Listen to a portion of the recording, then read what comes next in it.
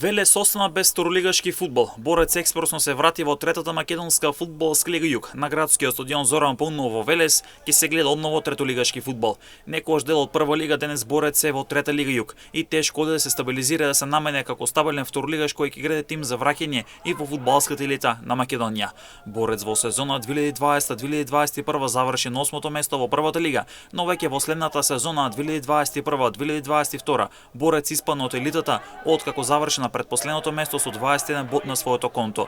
Иако се најавуваат тогаш проекти и планови за Борец доди во Европа, сепак промените кои се случија во клубот значеше испаѓање во втора лига. Следната сезона беше катастрофална за Борец, откако тимот заврши на ното во втората лига без ниту една победа, со само 2 реми, 28 порази и 2 бодови на своето конто. Борец стана третолигаш. Иако се најавуваше градење на тим со кој Борец ќе се враќа експресно во прва лига, сепак Велешани остана и без второлигашки фудбал. Во сезона 2023-2024 екипата на Борец успеа да стане шампион во трета лига Југ, но се намачи многу, откако на полусезона Големо Коњари беше есенски шампион, потоа во пролетниот дел Борец стигна до шампионскиот пехар и во баражот доби Влазерими од Кичево и Борец се врати експресно во втората лига.